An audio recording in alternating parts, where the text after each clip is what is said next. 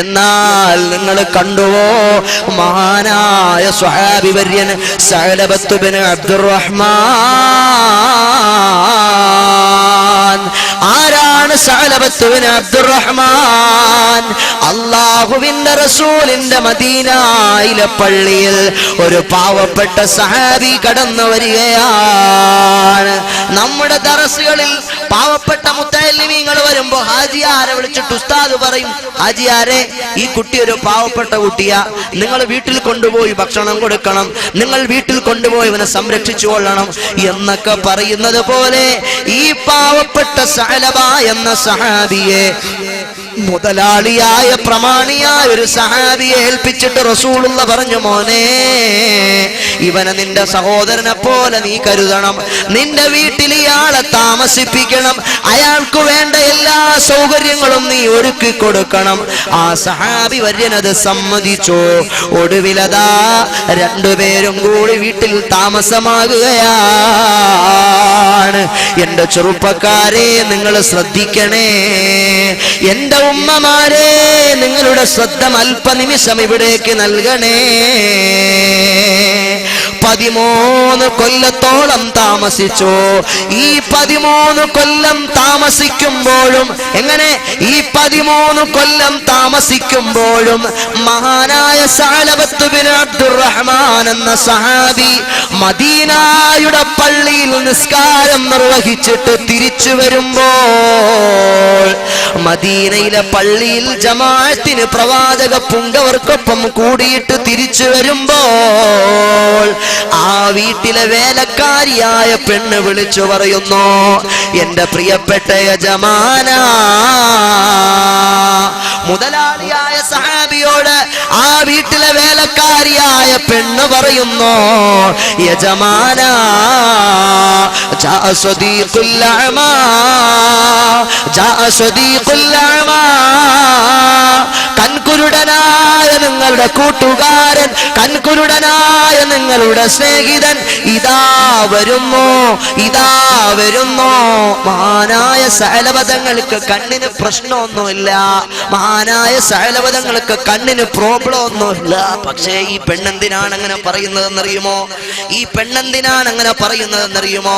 13 കൊല്ലമായി, ശ്രദ്ധിച്ച് കേൾക്കണം, 13 കൊല്ലമായി ഈ സഹാബിയുടെ വീട്ടിൽ മഹാനായ സഅലബത്ത് ഇബ്നു അബ്ദുറഹ്മാൻ എന്ന സഹാബി താമസിച്ചിട്ട് ഒരു തവണ പോലും ആ വേലക്കാരിയായ പെണ്ണിന്റെ മുഖത്തേക്ക് മഹാനായ സഅലബത്ത് ഇബ്നു അബ്ദുറഹ്മാൻ എന്ന സഹാബി വര്യൻ അവളുടെ മുഖത്തേക്ക് നോക്കിയിട്ടില്ല. ഈ കാരണം കൊണ്ട് ആ പെണ്ണ് പറയുന്നു, അന്ധനായ കൺകുരുടനായ നിങ്ങളുടെ കൂട്ടുകാരൻ വരുന്നുണ്ട് മുതലാളി. ഈ പെണ്ണ് പറയുന്നു, ഞാൻ സംഭവം ചുരുക്കി പറയാം. മഹാനായ മുതലാളിയായ പ്രമാണിയായ സഹാബി വര്യന് സുദീർഘമായ യാത്ര പോകേണ്ടതായി വന്നു. സഅലബ എന്ന സഹാബിയെ വിളിച്ചിട്ട് പറഞ്ഞു, മോനെ സഅലബ, ഞാനൊരു യാത്ര പോകുകയാണ്, ഞാനൊരു സുദീർഘമായ സഞ്ചാരത്തിനൊരുങ്ങുകയാണ്. നീ ഒരു കാര്യം ചെയ്യണം, ഞാൻ വരുന്നത് വരെ എന്റെ വീടും എന്റെ പറമ്പും എന്റെ വസ്തുവകകളും എന്റെ സമ്പത്തുമെല്ലാം നോക്കേണ്ടത് നീയാണ്. മഹാനായ സഅലബതങ്ങൾ സമ്മതിച്ചു. ആ പ്രമാണിയായ സഹാബി വര്യൻ യാത്ര തിരിക്കുകയാണ്. സുദീർഘമായ യാത്രയ്ക്ക് പോയി. അപ്പോഴതാ സഅലബത്ത് ഇബ്നു അബ്ദുറഹ്മാൻ എന്ന സഹാബി, പ്രമാണിയായ ഈ സഹാബിയുടെ വീട്ടിന്റെ അകത്തളത്തിൽ താമസിക്കുന്ന സഹാബിയുടെ മനസ്സിലേക്ക് പിശാച് കടന്നു വരികയാണ്. പിശാച് കടന്നു വന്നിട്ട് പറഞ്ഞു, ഡോ സഅലബ, സഅലബ, നിന്റെ കൂട്ടുകാരൻ അവിടെ പോയി, സുദീർഘമായ യാത്രയ്ക്ക് പോയി അല്ലേ? നീ നിന്റെ കൂട്ടുകാരന്റെ വൈഫിനെ കണ്ടിട്ടുണ്ടോ? പിശാച് പറയുന്ന നല്ല കാര്യമാ, പിശാച് പറയുന്ന നല്ല കാര്യമാ. നീ നിന്റെ കൂട്ടുകാരന്റെ വൈഫിനെ കണ്ടിട്ടുണ്ടോ? കണ്ടിട്ടില്ലല്ലോ. നിന്റെ വൈഫ്, നിന്റെ കൂട്ടുകാരന്റെ വൈഫിനെ ആരേലും തട്ടിക്കൊണ്ടു പോകാൻ വന്നാൽ അതല്ലെങ്കിൽ ആരെങ്കിലും തട്ടിക്കൊണ്ട് പോയാൽ നിനക്കാ പെണ്ണിനെ പോയി മോചിപ്പിക്കണ്ടായോ? മോചിപ്പിക്കണമെങ്കിൽ ആ പെണ്ണിനെ നീ കാണണ്ടായോ? നീ ഇങ്ങനെ കാണാതെ ഇരുന്നാൽ അത് നിന്റെ കൂട്ടുകാരന്റെ ഭാര്യ എങ്ങനെ നിനക്ക് മനസ്സിലാകുന്നത്? ശൈത്താൻ പറഞ്ഞത് കാര്യവാ, ഇബ്ലീസ് പറഞ്ഞത് കാര്യവാ. ഈ മഹാനായ സഹാബി വര്യൻ അകത്തളത്തിലേക്ക് കടന്നു ചെന്നു. അടുക്കളയുടെ അരമനയുടെ അകത്തളത്തിലേക്ക് കടന്നു ചെന്നപ്പോൾ ആ മഹദിയായ സ്വഹാബിയത്തിനെ ഒരു തവണയൊന്ന് നോക്കി, രണ്ടാമതൊന്ന് നോക്കി, മൂന്നാമതൊന്ന് നോക്കുന്നത് കണ്ടപ്പോൾ ആ മഹദിയായ സ്വഹാബിയത്തായ വനിത ചോദിച്ചു, എടോ സഅലബാ, അല്ലാഹുവിന്റെ നരകത്തെ പേടിക്കാതെ നീ എന്തിനാണ് ഹറാം ചെയ്യുന്നത് സഅലബാ? ഇത്രയും കാലം എന്റെ വീട്ടിൽ നീ താമസിച്ചിരുന്നോ? നീ എന്റെ അരമനയുടെ അകത്തളത്തിലേക്ക് ധൈര്യസമേതം എന്റെ ഭർത്താവില്ലാത്ത നേരത്ത് നീ എന്തിനാണ് കടന്നു വന്നതെന്ന് അല്ലാഹുവിന്റെ നരകത്തെ പേടിക്കാതെ നിനക്ക് എങ്ങനെ ഹറാം ചെയ്യാൻ തോന്നുന്നു എന്ന് ഈ അൻസാരിയായ പെങ്ങളങ്ങോട്ട് ചോദിച്ചപ്പോൾ സഹോദരന്മാരെ, സഅലബത്ത് ബിൻ അബ്ദുറഹ്മാന്റെ മനസ്സിന്റെ അകത്തളത്തിൽ ഇടുത്തി പോലെയാണ് ഈ ചോദ്യം വന്ന് പതിച്ചത്. അദ്ദേഹം രണ്ട് കൈകളും തലയിൽ വെച്ചിട്ട് ആലോചിച്ചു പോയി, പടച്ചവനെ, അല്ലാഹുവിന്റെ നരകത്തെ പേടിക്കാതെ ഞാൻ എങ്ങനെയാണ് ഹറാം ചെയ്തത്? അല്ലാഹുവിന്റെ നരകത്തെ പേടിക്കാതെ ഞാൻ എങ്ങനെയാണ് ഹറാം ചെയ്തത്? ഈ മനുഷ്യൻ ഇങ്ങനെ ആലോചിച്ച് വിരളി പൂണ്ടുകയാണ്. ഞാൻ ഈ ചെയ്തത് മദീനയിലെ നബി അറിയുമോ? ഞാൻ ഈ ചെയ്തത് എന്റെ റസൂലുള്ള അറിയുമോ? അയാൾ ഇറങ്ങി ഓടുകയാണ്. ഓടി ഓടി ഓടി ഓടി വിജനമായ മക്കയുടെയും മദീനയുടെയും ഇടയ്ക്കുള്ളൊരു മലമ്പ്രദേശത്ത് ഒരു താഴ്വാരത്ത് പോയ അയാള് ഏകാന്തവാസിയായി താമസിക്കുകയാണ്. ദിവസങ്ങൾ പിന്നിട്ടു പോയി. ഏകദേശം 40ഓളം ദിവസങ്ങൾ പിന്നിട്ടു പോകുമ്പോൾ മറ്റേ സഹാബി വര്യൻ യാത്ര കഴിഞ്ഞ് തിരിച്ചു വന്നു. യാത്ര കഴിഞ്ഞ് തിരിച്ചു വന്നപ്പോൾ എല്ലാ യാത്രക്കാരെയും സ്വീകരിക്കാൻ അതിർത്തിയിൽ ആളുകളുണ്ട്. ഇദ്ദേഹത്തെ സ്വീകരിക്കാൻ സഅലബത്ത് ബിൻ അബ്ദുറഹ്മാൻ എന്ന സഹാബി വന്നിട്ടില്ല. അദ്ദേഹം ആലോചിച്ചു, എല്ലാരും വന്നല്ലോ, എന്തേ എന്റെ സഅലബ വരാത്തത്? അയാൾ എവിടെ പോയി? എന്തുകൊണ്ടാ അയാൾ വരാത്തത് എന്നിങ്ങനെ ചിന്തിച്ച് വീട്ടിലേക്ക് കടന്നു ചെന്നു. വീട്ടിലേക്ക് ചെല്ലുമ്പോ ഭാര്യ വിഷയങ്ങളൊക്കെ ഇങ്ങനെ അവതരിപ്പിച്ചു കൊടുത്തു. ആ നേരത്തെ അദ്ദേഹം നേരെ റസൂലുള്ളാഹിന്റെ ചാരത്തേക്ക് ചെന്ന് വിവരം പറഞ്ഞു. മഹാനായ റസൂലുള്ളാഹി സ്വല്ലല്ലാഹു അലൈഹി വസല്ലമ തങ്ങൾ ഉമറുൽ ഫാറൂഖ് തങ്ങളെയും സൽമാനുൽ ഫാരിസി തങ്ങളെയും വിളിച്ചിട്ട് പറഞ്ഞു, നിങ്ങൾ സഅലബത്ത് ബിൻ അബ്ദുറഹ്മാനെ അന്വേഷിക്കണേ. മദീനയെ കരിച്ചു പറക്കി സഅലബയെ കണ്ടില്ല. മക്കയെ കരിച്ചു പറക്കി സഅലബയെ കണ്ടില്ല. നേരെ റസൂലുള്ളാഹിന്റെ ചാരത്ത് വന്നിട്ട് പറഞ്ഞു, നബിയേ, ഞങ്ങൾ സഅലബയെ കണ്ടില്ല. ആ നേരത്ത് റസൂലുള്ള പറഞ്ഞു, മക്കയുടെയും മദീനയുടെയും ഇടയ്ക്കുള്ളൊരു താഴ്വാരത്ത് നിങ്ങൾ പോക, അവിടെ സഅലബത്ത് ബിൻ അബ്ദുറഹ്മാൻ ഉണ്ടാകും. അദ്ദേഹത്തെ നിങ്ങൾ പോയി വിളിച്ചുകൊണ്ട് വരീൻ. ഈ സഹാബിമാർ രണ്ടുപേരും അവിടെ ചെന്നു നോക്കുമ്പോ വിജനമായൊരു സ്ഥലമാണ്. ആൾപ്പാർപ്പൊന്നും അവിടെ കാണുന്നില്ല. ആളുകൾ താമസിക്കുന്ന ഒരടയാളവും അവിടെ ഇല്ല. നോക്കുമ്പോ കുറെ ആട്ടിൻ പറ്റങ്ങളെയും കൊണ്ട് ഒരാട്ടിടയൻ ഇങ്ങനെ നടന്നു വരുന്നുണ്ട്. ഈ ആട്ടിടയനെ കണ്ടപ്പോ ചോദിച്ചു, പിന്നെ ഞങ്ങൾ മദീനയിൽ നിന്ന് വരുക, ഞങ്ങൾ മുത്തുനബിയുടെ അടുത്തുനിന്ന് വരികയാ, ഞങ്ങളൊരു കൂട്ടുകാരൻ ഈ പരിസരത്ത് എവിടെയോ അകപ്പെട്ടിട്ടുണ്ട്, നിങ്ങൾ അദ്ദേഹത്തെ കണ്ടിട്ടുണ്ടോ? മുത്തുനബിയുടെ അടുത്ത് നിന്ന് വരുന്ന ആളുകളാണോ? മുഹമ്മദ് നബി സല്ലല്ലാഹു അലൈഹി വസല്ലമ തങ്ങൾ അന്വേഷിക്കാൻ മാത്രം യോഗ്യനായ ഒരാളൊന്നും ഇവിടെ ഇല്ല. പിന്നൊരു ഭ്രാന്തനായ മനുഷ്യനുണ്ട്, ഒരു മതിഭ്രമത പിടിച്ച മനുഷ്യനുണ്ട്. അയാളാണെങ്കിൽ കുറെ കൂടെ ഇരുട്ടണം, കുറെ കൂടെ സൂര്യൻ അസ്തമിക്കണം. ഇരുട്ട് പരക്കുന്ന നേരത്ത് ഏതോ ഒരു ഗുഹാമുഖത്ത് ഒളിച്ചിരിക്കുന്ന മനുഷ്യൻ പെട്ടെന്ന് ഇങ്ങനെ പ്രത്യക്ഷപ്പെടും. രണ്ട് കൈയും ഇങ്ങനെ തലയിൽ അയാൾ വെക്കും. അയാൾ ഉച്ചത്തിൽ നിലവിളിക്കും, അല്ലാഹുവിന്റെ നരകത്തെ പേടിക്കാതെ ഹറാം കണ്ടുപോയവനേ എന്നിങ്ങനെ നിലവിളിച്ചുകൊണ്ട് തറയിൽ കിടക്കുന്ന മണൽത്തരികളെടുത്ത് വാരി തലയിലേക്ക് ഇട്ടുകൊണ്ട് നിലവിളിക്കുന്ന ഒരു മനുഷ്യനുണ്ട്, ഒരു ഭ്രാന്തനായ മനുഷ്യൻ. നിങ്ങൾ അയാളെയാണ് കാക്കുന്നതെങ്കിൽ കുറച്ചു നേരം ഇവിടെ വെയിറ്റ് ചെയ്ത് നിൽക്കൂ, ഇരുട്ട് ശക്തിയായൊന്ന് പരക്കട്ടെ. അയാൾ ഈ മലയടിവാരത്തിൽ ഏതോ ഒരു ഗുഹാമുഖത്ത് ഒളിച്ചിരിക്കുകയാണ്. അയാൾ കടന്നു വരും. മഹാനായ സഹാബിമാർ രണ്ടുപേരും അവിടെ കാത്തു നിന്നു. ഇരുട്ടിങ്ങനെ പരന്നപ്പോൾ അതാ ഏതോ ഒരു ഗുഹയുടെ അടിവാരത്തൊളിച്ചിരുന്ന സഅലബത്ത് ബിൻ അബ്ദുറഹ്മാൻ എന്ന സഹാബി വര്യൻ രണ്ട് കൈകളും തലയിൽ വെച്ചുകൊണ്ട് നിലത്ത് കിടന്ന മണലുകളെല്ലാം വാരി തലയിലേക്ക് ഇങ്ങനെ ഇട്ടുകൊണ്ട് ആർത്തട്ടഹസിച്ച് നിലവിളിക്കുന്നു, അല്ലാഹുവേ എന്നെ നരകത്തെ തൊട്ട് നീ കാക്കണേ അല്ലാ, നിന്റെ നരകത്തെ പേടിക്കാതെ ഞാനൊരു ഹറാമ് ചെയ്തു പോയി അല്ലാ. ഞാനും നിങ്ങളും ആലോചിച്ചു നോക്കുക എന്റെ പ്രിയപ്പെട്ട യുവാക്കളെ, നമ്മൾ എത്ര തോന്നിവാസങ്ങളാ നമ്മുടെ ജീവിതത്തിൽ ചെയ്യുന്നത്, നമ്മൾ എത്ര തെറ്റുകളാ നമ്മുടെ ജീവിതത്തിൽ ചെയ്യുന്നത്. നമുക്കാർക്കെങ്കിലും വല്ല ആശങ്കയോ വല്ല ടെൻഷനോ നമ്മുടെ കൽബുകളെ എപ്പോഴെങ്കിലും നോവിക്കാറുണ്ടോ? മഹാന്മാരായ സഹാബിമാര് നോക്കുമ്പോ സഅലബ എന്ന സഹാബി ആകെ മാറിയിരിക്കുന്നു.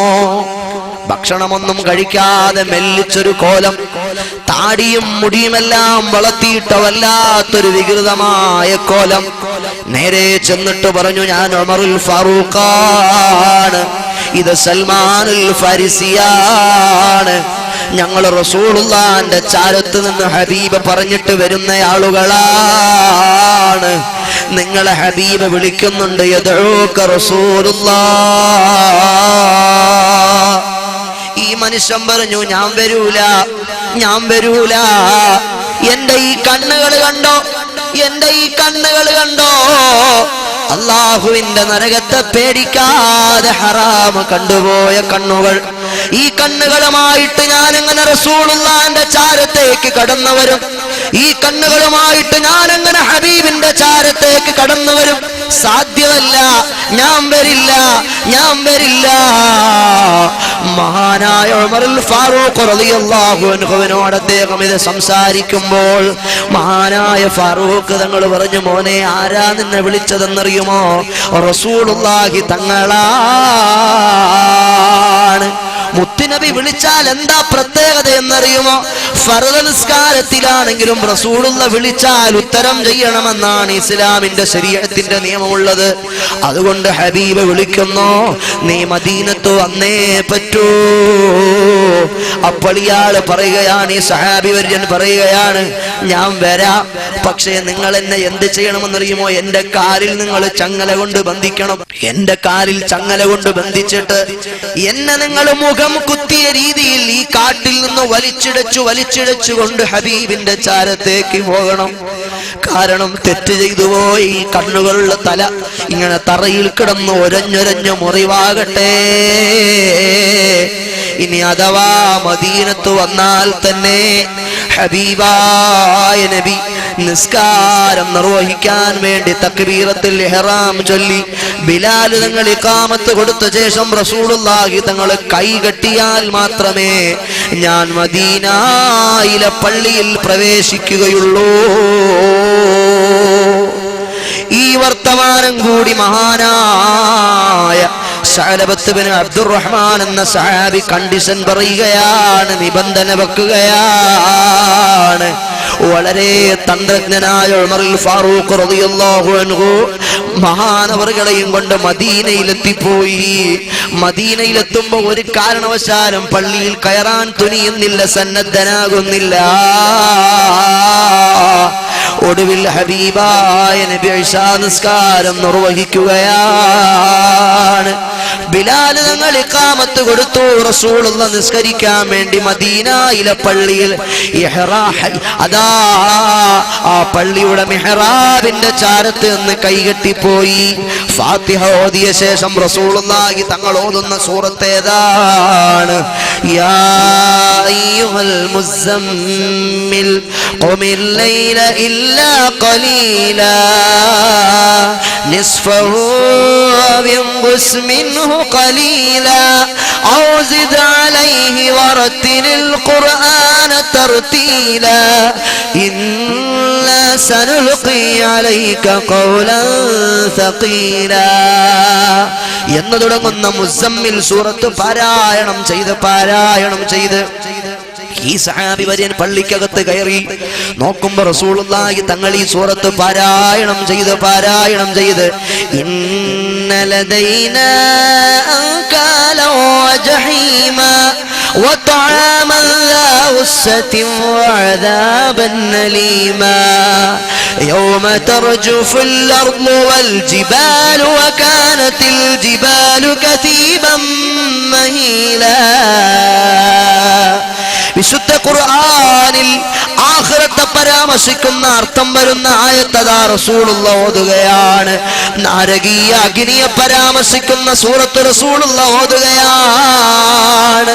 നരകത്തിലെ ഭയാനകമായ ശിക്ഷയെ സംബന്ധിച്ചുള്ള ആയത്ത്, ഖിയാമത്ത് നാളിലെ ഭയാനകതയെ പറയുന്ന ആയത്ത്. അല്ലാഹു പറയുന്നത് എന്താണ്? തീർച്ചയായും ഞങ്ങളുടെ പക്കൽ നിങ്ങളെയൊക്കെ ബന്ധിക്കുന്ന തീ ചങ്ങലകളുണ്ട്. മാത്രമല്ല കൽച്ചങ്ങലകൾക്ക് പുറമേ ഞങ്ങളുടെ കയ്യിൽ അഗ്നികുണ്ടാരങ്ങളുണ്ട്. നിങ്ങളുടെ തൊണ്ടയിൽ കുടുങ്ങുന്ന നോവേറിയ ശിക്ഷയായ ഭക്ഷണം നിങ്ങൾക്ക് തരാൻ നരകത്തിൽ നമ്മൾ കാത്തുവച്ചിട്ടുണ്ട് എന്നെല്ലാം അർത്ഥം വരുന്ന. മാത്രമല്ല ആ ദിവസത്തിന്റെ പ്രത്യേകത എന്താണ്? പർവ്വതങ്ങളും എല്ലാം ഭൂമിയുമൊക്കെ പടലങ്ങളെ പോലെ പാറിപ്പറക്കുകയും ചിതറിത്തെറിക്കുകയും ചെയ്യുന്ന ഭയാനകമായ ഖിയാമത്ത് നാള്. ഈ അർത്ഥം വരുന്ന സൂക്തങ്ങൾ ഇങ്ങനെ റസൂലുള്ളാഹി തങ്ങൾ പാരായണം ചെയ്യുമ്പോൾ മഹാനായ സഅലബത്ത് ബിൻ അബ്ദുറഹ്മാൻ എന്ന സ്വഹാബി ബോധം കെട്ട് നിലത്തു വീണുപോയി. നിസ്കാരം നിർവഹിച്ചിട്ട് റസൂലുള്ളാഹി ചോദിച്ചു, മോനെ ഉമറേ, എവിടെയാണ് സഅലബ? നബിയെ, ബോധരഹിതനായി കിടക്കുകയാണ്. ഹബീബ് വന്നിട്ട് വിളിച്ചുണർത്തി, എന്തു പറ്റി മോനെ സഅലബ? അവിടുന്ന് പറയുന്ന, നബിയേ, തൊടല്ലേ നബിയേ, എന്നെ സ്പർശിക്കല്ലേ നബിയേ, ഈ കണ്ണുകൾക്ക് അവിടുത്തെ മുഖം കാണാൻ യോഗ്യതയില്ല, ഈ കണ്ണുകൾക്ക് ഈ തലകൾക്ക് അവിടുത്തെ നേർക്കിങ്ങനെ തിരിക്കാൻ അർഹതയില്ല. അള്ളാഹുവിന്റെ നരകത്തെ പേടിക്കാതെ ഹറാമ് കണ്ടുപോയവനാണ് ഞാൻ. പശ്ചാത്താപമുണ്ടോ നബിയേ? പടച്ചറബെനിക്ക് പൊറുത്തു തരുമോ നബിയേ? 1000 തെറ്റുകൾ എന്റെ നിത്യജീവിതത്തിൽ ഞാൻ ചെയ്യാറുണ്ട്. നമ്മൾ 1000 തെറ്റുകൾ ചെയ്യാറില്ലേ? നമ്മുടെ മനസ്സിനെ എപ്പോഴെങ്കിലും ഇങ്ങനെ ഒരു ചിന്ത മതിക്കാറുണ്ടോ?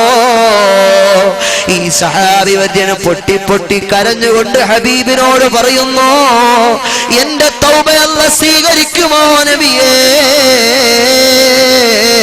ആ സമയത്ത് റസൂലുള്ളാഹി പറഞ്ഞു, മോനെ, റബ്ബനാ ആതിനാ ഫിദ്ദുനിയാ ഹസന വഫിൽ ആഖിറതി ഹസനതൻ വഖിനാ അദാബന്നാർ. നരകീയ ശിക്ഷയെപ്പറ്റി കാവൽ ചോദിക്കുന്ന വിശുദ്ധമായൊരു പ്രാർത്ഥന പ്രവാചക പുങ്കവർ ചൊല്ലിക്കൊടുത്തിട്ട്, നീ ഇതാവർത്തിച്ച് ചൊല്ലിക്കോ സഅലബ. റസൂലുള്ളാഹി തങ്ങൾ സതുപദേശം നടത്തി. അവിടുന്ന് വീട്ടിലേക്ക് പോയി. പിന്നെയും നോക്കുമ്പോ സഅലബത്ത് ബിൻ അബ്ദുറഹ്മാൻ എന്ന സഹാബിയെ അതാ ജമാഅത്തിന് കാണുന്നില്ല, നിസ്കാരത്തിന് വരുന്നില്ല.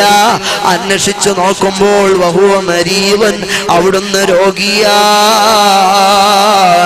ഹബീബായ നബി സന്ദർശിക്കാൻ വേണ്ടി ചെന്നോ. നോക്കുമ്പോൾ സക്കറാത്തിന്റെ ഹാലിലാണ്. സക്കറാത്തിന്റെ ഹാലിൽ കിടന്ന സഅലബത്ത് ബിൻ അബ്ദുറഹ്മാൻ എന്ന ശ്രേഷ്ഠനായ സഹാബി വര്യന്റെ തലയെടുത്ത് ആരംഭപ്പൂവായ റസൂലുള്ളാഹി സ്വല്ലല്ലാഹു അലൈഹി വസല്ലമ തങ്ങൾ അവിടുത്തെ ശറഫാക്കപ്പെട്ട മടിത്തട്ടിലേക്ക് ഇങ്ങനെ വെച്ചപ്പോൾ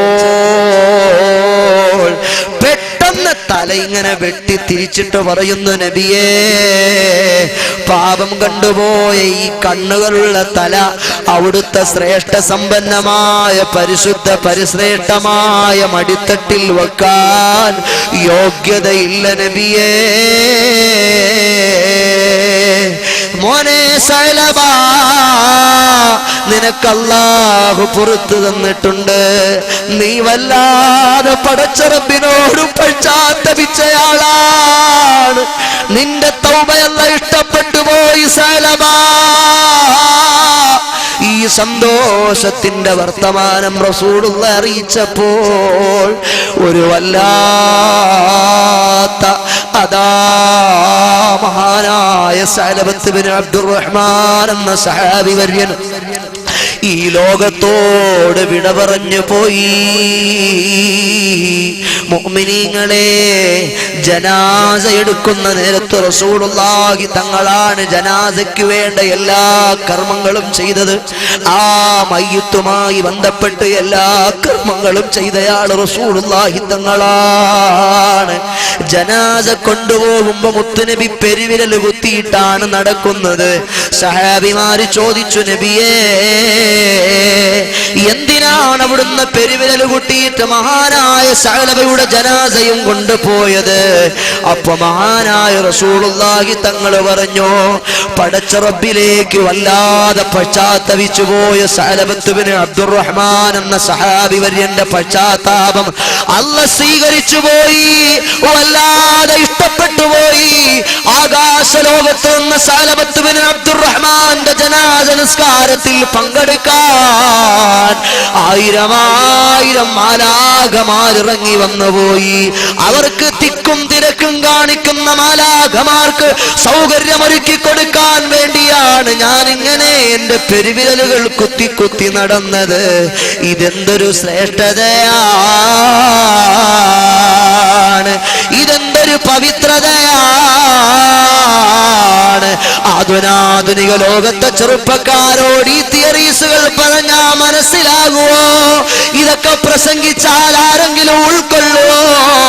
ഇന്നെല്ലാവരും പ്രണയത്തിന്റെ പിന്നാലെ പായുന്ന ആളുകളാണ്.